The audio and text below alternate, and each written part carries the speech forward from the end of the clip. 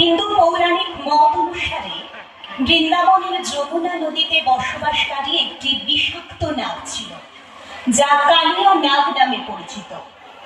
এই নাগের কারণে বৃন্দাবনের যমুনা নদীর জল চারিদিক ফুলে উঠেছিল এবং বিষাক্ত হয়ে গিয়েছিল। নদীটি এতটাই বিষাক্ত হয়ে গিয়েছিল যে কোনো পশু বা পাখি কাছে যেতে পারত না। নদীর তীরে কেবল একটি নির্জন কদম্ব বৃক্ষ ছিল, যেখানে উপস্থিত সকল বৃন্দাবনবাসীর উল্লেখ রয়েছে। এখানে কালিয়া নাগের সাথে শ্রীকৃষ্ণের যে নৃত্য উদযাপনের ঘটনাবলী, তা সকলের মাঝে উপস্থাপন করতে চলেছে বজ্রাপাড়া সারদা শিশু তীর্থের ভাই বোনেরা।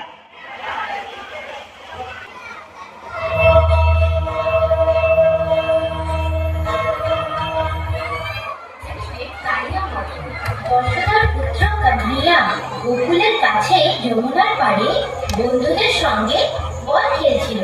উনি জানতেন যে কালিয়া নামে একটা প্রকাণ্ড নাগ যমুনার নিজের ঘর বেঁধেছিল। ওর ভয়ঙ্কর বিষ দিয়ে ওখানকার জল বিষাক্ত হয়ে গিয়েছিল। ওই জলের জন্যে ওখানকার লোকেদের আর পশু পক্ষীদের প্রাণ বিপদে পড়ে গিয়েছিল।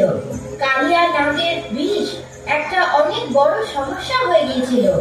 মনমোহন কালিয়া নাগকে ওখান থেকে সারা জীবনের জন্য সরিয়ে দিতে চাইছিলেন। হঠাৎ করে খেলতে খেলতে বলটা যমুনায় পড়ে গেল। সব ছোট বন্ধুরা দুঃখিত হয়ে পড়ল।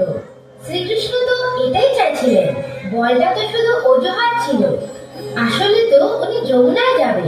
কানহা, তোমার হাত দিয়ে বলটা যমুনায় চলে গেল। এখন তুমিই বলো কেমন করে বের করব? আরে হ্যাঁ, এখানে তো জলটা অনেক গভীর, আর শুনেছি কালিয়া নাগ নাকি পাহারা দেয়। তুমি চেষ্টা করো, হতে পারে বলটা পেয়ে যাও। তুমি তো সাঁতারও কাটতে জানো। না না, কালিয়া নাগ যদি এসে পড়ে তাহলে আমাকে কামড়ে দেবে।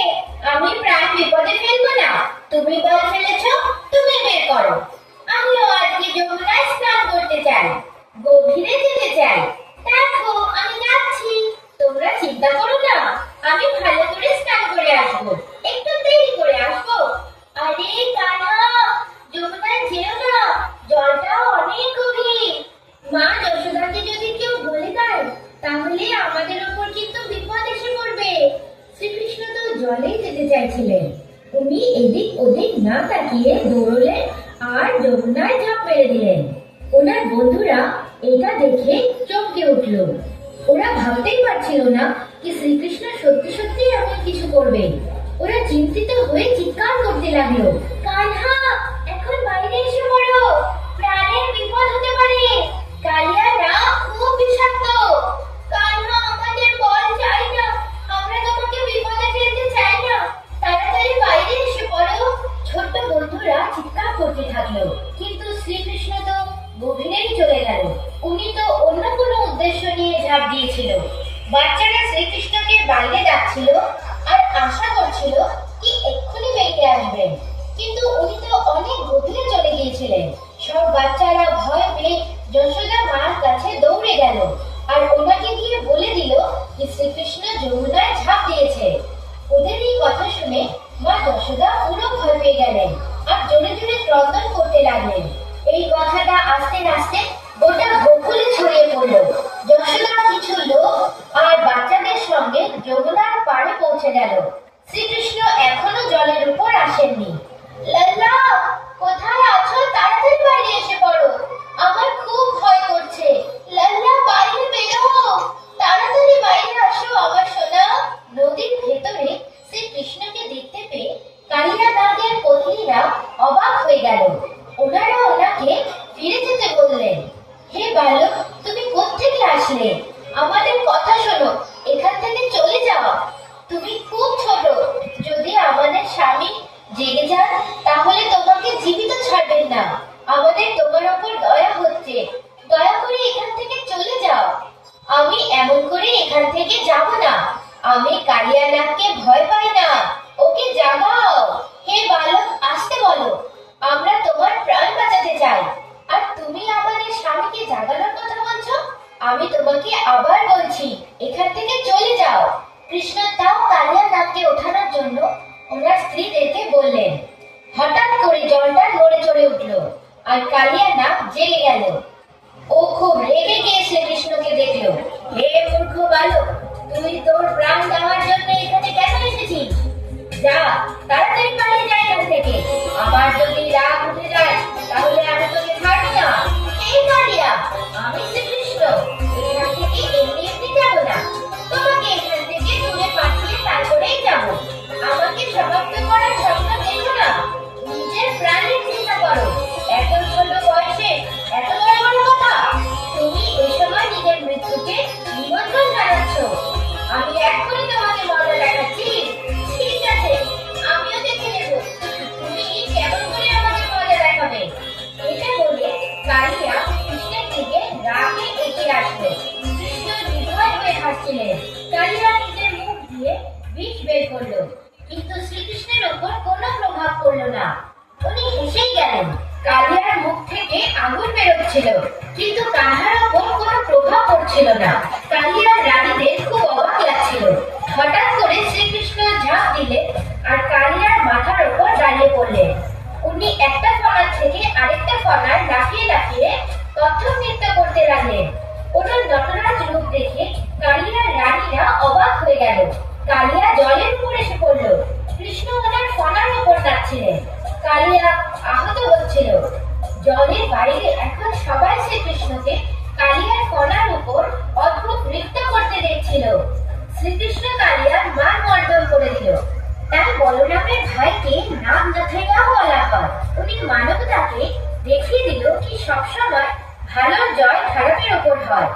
যমুনার পাড়ে দাঁড়ানো যশোদা নিজের ছোট্ট পুত্রের এই রূপকে দেখে অবাক হয়ে গেল।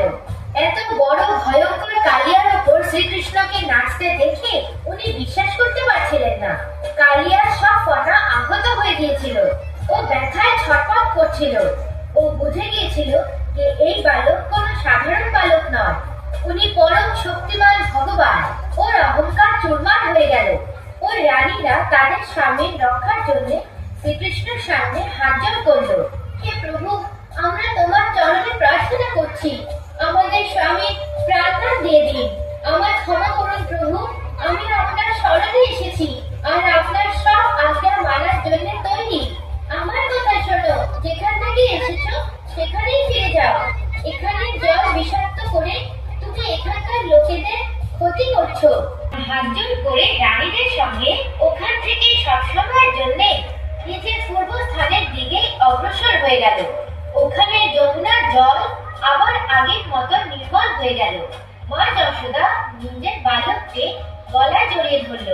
এরকম করে ছোট্ট গোপাল যমুনার জলকে পবিত্র করে দিল। সবাই শ্রীকৃষ্ণের জয় জয়কার করতে লাগলো। জয় বলো কৃষ্ণ কন্হৈয়ার, জয় বলরামের ভাইয়ের, জয় বলো রাস নাথাইয়ার, জয় বলো নাগ নাথাইয়ার।